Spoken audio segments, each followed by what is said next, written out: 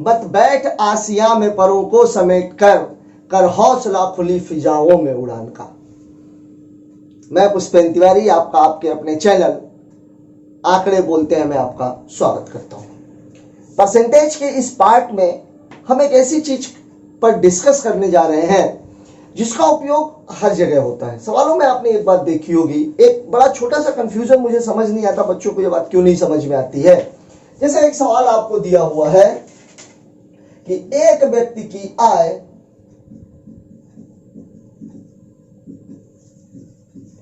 पहले 10%,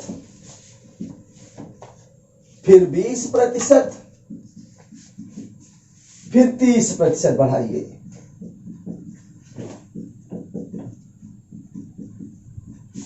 यदि पहले आय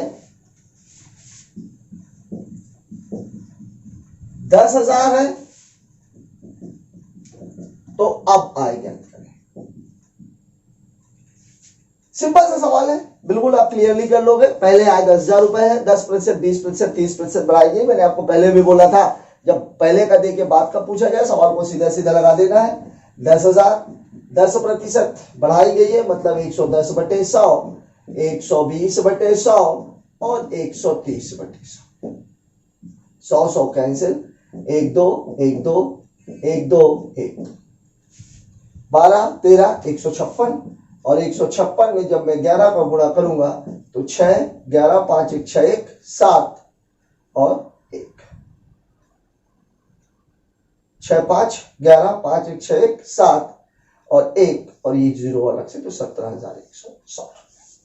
लेकिन अगर इसी सवाल को ये बोल दिया जाए कि एक व्यक्ति की आय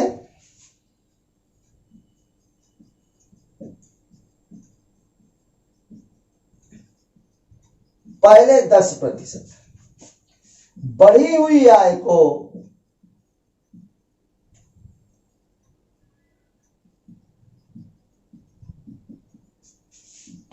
20%, बढ़ी हुई आय को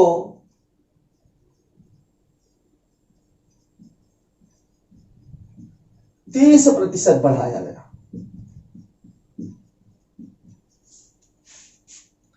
अब आपसे पूछा जा रहा है पहले आय 10,000, अब उसकी आय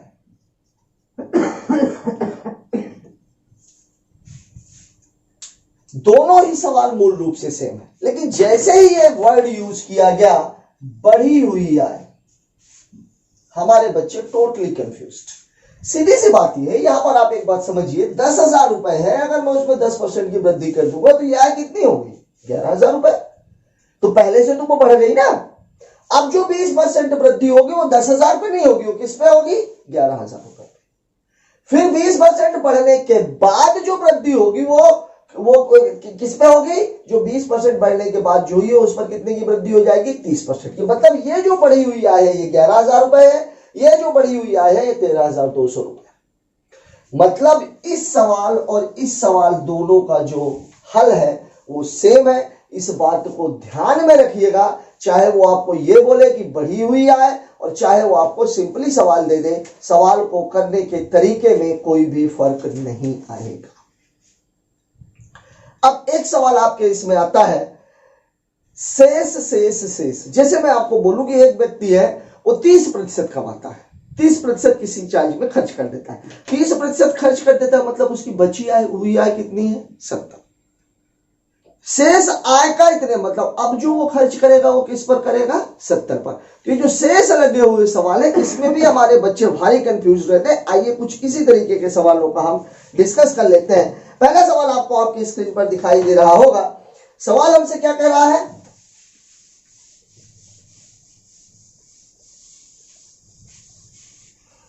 सवाल हमसे कह रहा है एक आदमी अपनी आमदनी का 20% खाने पर, 25% किराए पर तथा 15% पढ़ाई पर खर्च करता है। 50 रुपए टैक्स देने के बाद उसके पास 250 रुपए बचते हैं। एक कल्पना कीजिए अगर उसने 50 रुपए टैक्स नहीं दिया होता, क्योंकि बाकी की चीजें कहां है? प्रतिशत में दी गई है। रुपए में केवल दो ही चीजें हैं, 50 रुपए टैक्स और 250 रुपए बचत। अगर उसने 50 टैक्स नहीं दिया होता तो उसके पास बचत कितने की होती? 300 रुपए की। मतलब इतना सारा खर्च कर देने के बाद उसके पास बचत कितने की है? 300 रुपए की। तो इस सवाल को यदि हम देखें कि बचत कितनी है, पहला सवाल आज के वीडियो का, बचत बराबर हो जाएगा 50 रुपए और प्लस 250 रुपए, मतलब ये कितनी हो जाएगी? 300 रुपए। और आय को हम सदैव कितना लेते हैं? प्रतिशत में 100%। यहां पर जो खर्च दिया हुआ है वो खर्च उसने कितना कितना किया है? 20% खाने पर, फिर 25% किराए पर और फिर 15% पढ़ाई पर। तो खर्च कितना है? 60%। तो यहां पर जो बचत है, चूंकि आय हमेशा 100% रखी जाती है, माइनस 60% बराबर कितना है? 40%। अब ये 40% भी बचत है, ये 300 रुपए भी बचत है, तो 40% बराबर है 300 रुपए। तो 100% जो आपसे पूछी गई है वो आय पूछी गई है, तो 100% बराबर 300/40 और गुणे कितना? 100। यह चाहते हो तो आप इसको सिंपली ऐसे भी कर सकते थे, 40 में नहीं जा रहा तो एक काम करते हैं, इसको 20 बना लेते हैं और इसको कितना कर देते हैं? 150 रुपए। अब ये देखिए ये कितने गुना हो रहा है? 5 गुना। तो ये भी कितने का गुना? 5 का। मतलब उस बंदे की आय कितनी है? 750। ये सवाल को लगा। यहां पर ये सवाल ऐसे क्यों लगा? क्योंकि शेष शब्द का इस्तेमाल नहीं किया गया। अगर वो बोलता 25-20% खाने पर खर्च करने के बाद शेष राशि, तो अब शेष कितनी हो जाती? 20 खर्च कर देने के बाद 80। आइए देखते हैं कुछ शेष वाले सवाल। शेष वाले सवालों में जब कभी भी मामला आता है तो हम शेष की बात करते हैं, क्योंकि लास्ट में वो दिया क्या के जाती है? बचत दी जाती है। दूसरा सवाल देखते हैं। आपको आपकी स्क्रीन पर जो दूसरा सवाल दिखाई दे रहा है, आइए देखते हैं वो क्या कह रहा है। सवाल हमसे ये कह रहा है कि एक आदमी अपनी मासिक आय का 20% दवा पर, शेष का 25% शिक्षा पर। ध्यान दीजिए यहां पर वर्ड कौन सा यूज हुए? शेष का। शेष का 25% शिक्षा पर और शेष का 30% अन्य मदों पर खर्च करता है। उसके पास 2100 रुपए है, तो उसकी मासिक आय, ये जो 2100 रुपए है ये क्या है? शेष है। मतलब जो खर्च किया उसने, वो खर्च कर देने के बाद उसके पास शेष कितने रुपए बचे हैं? 2100 रुपए। अब जब शेष बचे हुए तो हमें 20 खर्च कर देने के बाद शेष कितना बचेगा? 80। 30 खर्च कर देने के बाद शेष कितना बचेगा? 70। आइए देख रहे हैं, पूरी जो आय हम प्रतिशत में लेते हैं वो कितनी लेते हैं? 100। सवाल आपको क्या कह रहा है? 20% दवा पर, तो 20% दवा पर खर्च हो गए तो शेष कितना बचा? 80। 25 शिक्षा पर खर्च हो गए तो शेष कितना बचा? 75। और 30 अन्य मदों पर खर्च हो गए तो शेष कितना बचा? 70। और फाइनली शेष कितना बचा है? 21। ये हमारा सवाल। ध्यान रखिएगा ये डाटा काहे में है? प्रतिशत में। यहां से हमने ये काट दिया, 25 × 75, 25 चौके 100, 1 2 1 2 और ये 4 दूनी 8, 3 दूनी 6 सते 42। तो 42% बराबर कितना है? 2100 रुपए। और आपसे पूछी क्या गई है? आय। तो आय कितनी है? हमेशा कितनी होती है?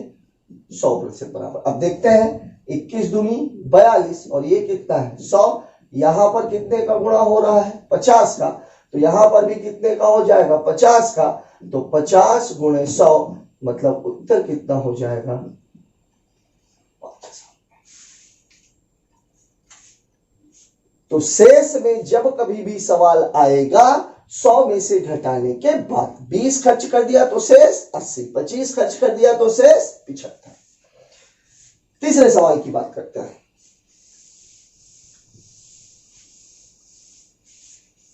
तीसरा सवाल आपको स्क्रीन पर दिखाई दे रहा होगा। सवाल हमसे क्या कह रहा है? एक व्यक्ति अपनी मासिक वेतन का 40% भोजन पर, शेष का 1/3 परिवहन पर। ध्यान दीजिएगा 1/3, 1/3 का मतलब हुआ 1/3, 1/3 खर्च कर दिया तो बचेगा कितना? 2/3। 1/3 परिवहन पर 4500 रुपए व्यय करने के बाद शेष रहने वाली राशि के आधे के बराबर। मतलब जो बची हुई राशि है, पहले तो मैं यही आपको बता देता हूं कि बची हुई राशि कितनी हो जाएगी? बची हुई राशि आपको जो बोल रहा है उसके पास बच रहे हैं कितने रुपए? 4500 रुपए। और वो बची हुई राशि के कितने हैं? आधा। मतलब कुल जो बची हुई राशि है वो कितनी है?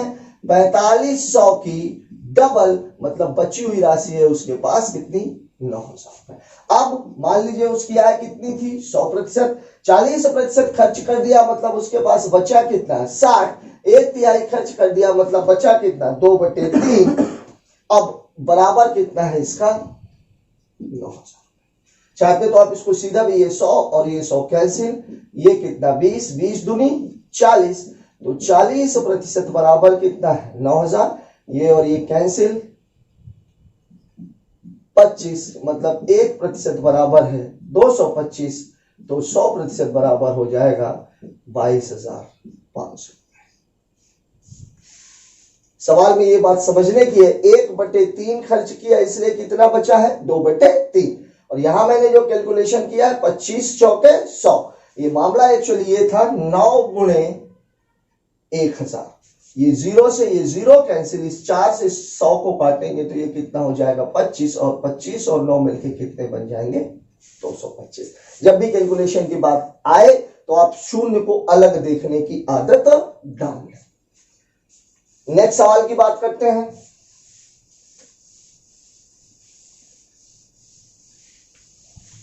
चौथा सवाल आपको आपके स्क्रीन पर दिखाई दे रहा होगा। सवाल हमसे ये कह रहा है, राम ने अपनी आय का 10% किराए पर, शेष का 10% भोजन पर खर्च कर दिया। अब उसकी कुल आय के 80% से 40 रुपए कम है। खर्च कर दिया, 10% खर्च कर दिया। सवाल को समझिए जरा सा। सवाल नंबर है 4। 10% का मतलब कितना होता है, 1/10। खर्च कर दिया तो शेष कितना बचेगा उसके पास, 9/10। फिर 10 और खर्च कर दिया तो ये कितना हो गया, 9/10। चाहे आप इसको ऐसा कर लीजिए कि 9/10 गुणे 9/10 मतलब ये कितना हो गया, 81/100। ये पहली कंडीशन है आपकी। दूसरी कंडीशन आपको कितनी बोल रहा है, दूसरी कंडीशन आपको बोल रहा है राशि का 80%। तो 80% का मतलब कितना होता है, 80/100। और इन दोनों का जो अंतर है वो हमको दिया हुआ है कितना, 50 रुपए। मतलब 81/100 माइनस 80/100 बराबर कितना दिया हुआ है, 50 रुपए, सॉरी 40 रुपए। तो ये कितना हो जाएगा, 1 बराबर 40 गुणे 100 मतलब उत्तर कितना हो जाएगा, 4,000 रुपए। ये कैसे हुआ ये भी थोड़ा सा डिटेल में देख लीजिए। ये 100 तो ये कितना हो जाएगा, 81 माइनस 80 मतलब ये हो जाएगा 1/100 बराबर 40, इसलिए 1 बराबर 40 गुणे 100, आंसर कितना हो जाएगा, 400। अगले सवाल की बात करते हैं। पांचवा सवाल आपको आपकी स्क्रीन पर दिखाई दे रहा होगा, देखते हैं वो हमसे क्या कह रहा है। पांचवा सवाल कह रहा है कि मिस्टर यादव अपने वेतन का 60% उपभोग करने योग्य वस्तु पर, शेष का 50% कपड़ों और परिवहन पर तथा शेष धनराशि को वह बचाते हैं। एक बात समझने की बात है, शेष राशि का 50% एक जगह और शेष राशि एक जगह। तो अगर शेष का 50% मैंने एक जगह खर्च किया है, कोई भी बची हुई राशि, मान लीजिए मेरे पास 5,000 रुपए है, एक व्यक्ति को मैंने 2,000 रुपए दे दिए, मेरे पास बचे कितने, 3,000 रुपए। अब 3,000 रुपए का 50% मैंने राम को दिया और शेष राशि मैंने श्याम को दे दी। इसका मतलब क्या हुआ, अगर 50% मैंने राम को दिया है तो श्याम को भी मैंने कितना दिया है, 50%। मतलब राम और श्याम दोनों को जो पैसे दिए गए हैं वो दोनों आपस में क्या है, बराबर है।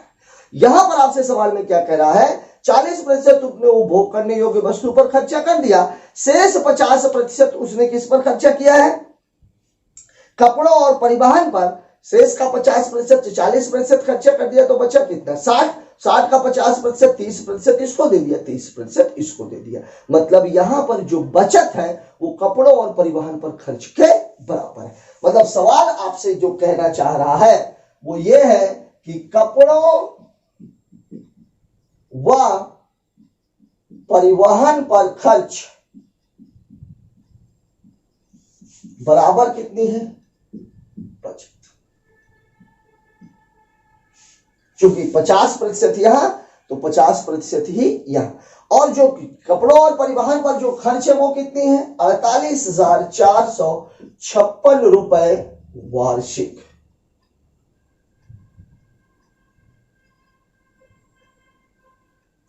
तो यही क्या हो जाएगी आपकी बचत।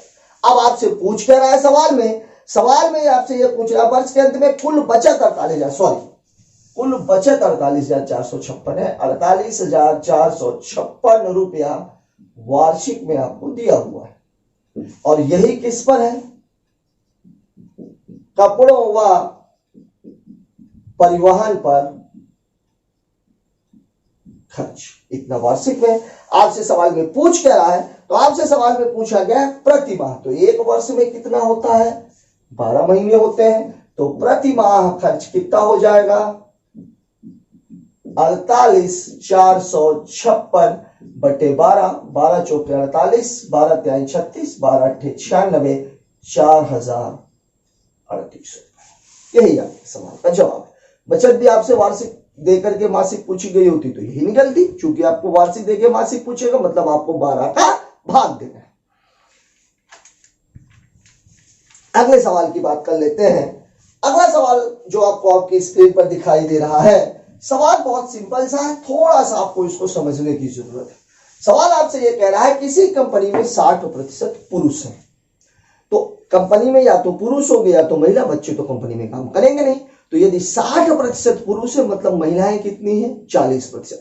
अगर मोटा मोटा ये मान के चलो कि सभी की जो संख्या है वो हम प्रतिशत में कितना लेकर के चलते हैं? 100। तो अगर 60 अगर मैं उसको संख्या मान लूं तो 100 में से 60 क्या है? पुरुष, और 40 क्या है? महिलाएं। मतलब जो सवाल आपसे कह रहा है उसमें यह बोल रहा है कि जो पुरुष हैं वो कितने हैं? 60%। तो जो महिलाएं हैं, सॉरी इसको ऐसे लिख लेते हैं, ये हो गई पुरुष और ये हो गई महिला। तो पुरुष कितने हैं? 60%, तो महिलाएं कितनी हो जाएंगी? 40%। ये अंडरस्टूड है। पुरुषों का 60% मैट्रिक पास तथा शेष ग्रेजुएट है। अब यहां पर ध्यान दीजिएगा, दो कंडीशन है, एक है मैट्रिक पास और एक क्या है? ग्रेजुएट। पुरुषों का 60% मैट्रिक पास है, मतलब 60 का 60%। तो पुरुषों का 60% मतलब कितना हो जाएगा? 60% गुणे 60%, मतलब ये कितना हो जाएगा? 60 बटे 100। तो ये कितना? 36%। अब पुरुष है कितने? 60%। तो 60% में 36% यदि मैट्रिक है मतलब ग्रेजुएट कितने हैं? 24%। कैसे निकाला हमने? 60% माइनस 36% बराबर कितना हो गया? 24%। ये अभी बात किसकी की है उसने? पुरुषों की। महिलाओं के बारे में वो कह रहा है कि महिलाओं का 40% मैट्रिक पास है। फिर वही बात, महिलाओं का मैट्रिक कितना है? 40%, मतलब 40 का 40। तो वही 40% गुणे 40 बटे 100, ये कितना हो गया? 16%। तो ग्रेजुएट कितनी हो जाएंगी? 40 माइनस 16, मतलब ये कितनी हो जाएंगी? 24%। आपसे सवाल में पूछ क्या रहा है? कंपनी में ग्रेजुएट का प्रतिशत कितना है? ग्रेजुएट में पुरुष कितने हैं? 24%। ग्रेजुएट में महिलाएं कितनी हैं? 24%। तो कुल जो है वो कितना हो जाएगा? वो कितना हो जाएगा? 24 धन 24 बराबर कितना? 48%। दोस्तों ये टॉपिक एक ऐसा टॉपिक है जिसमें बहुत कुछ आपको पता भी होगा, लेकिन यह बात भी सही है कि जब बेसिक्स से शुरुआत की जाती है, जो हमारे नए स्टूडेंट्स हैं जो भी एग्जामिनेशन की तैयारी को स्टार्ट कर रहे हैं, उन लोगों के लिए ये चीजें समझने में थोड़ा सा मुश्किल आती है। केवल उन्हीं लोगों के लिए बेसिकली ये वीडियो मैंने बनाया भी है, क्योंकि अब हमारा नेक्स्ट टॉपिक होगा चुनाव। और इलेक्शन के मामले में जब हम चुनाव की बात करते हैं तो वहां पर इस तरह की चीजों का बहुत ज्यादा इस्तेमाल होगा, और जिससे ये चीजें पूरे तरीके से समझ में नहीं आएंगी उन पर इलेक्शन समझ में नहीं आएगा। एक बात। दूसरी बात यह है कि इस तरीके का इस्तेमाल या इस पूरे जो तरीका है या ये पूरी जो प्रक्रिया है, इसका इस्तेमाल आपको लाभ और हानि में बहुत ज्यादा करना पड़ेगा। तो यदि ये मिसिंग रहता या जिन भी बच्चों को अभी नई तैयारी उन्होंने शुरू की है या कहीं पर भी कोई भी कंफ्यूजन था, तो मुझे ऐसी आशा है कि इस वीडियो के माध्यम से आपका वो सारा कंफ्यूजन दूर हो गया होगा। आज का ये वीडियो आपको कैसा लगा कमेंट बॉक्स में जाकर के जरूर बताएं। यदि आपको ये पसंद आया है तो इसे लाइक, सब्सक्राइब एंड शेयर करते रहें, ताकि आपको नए नए अपडेट्स मिलते रहें। Thank you. जय हिंद।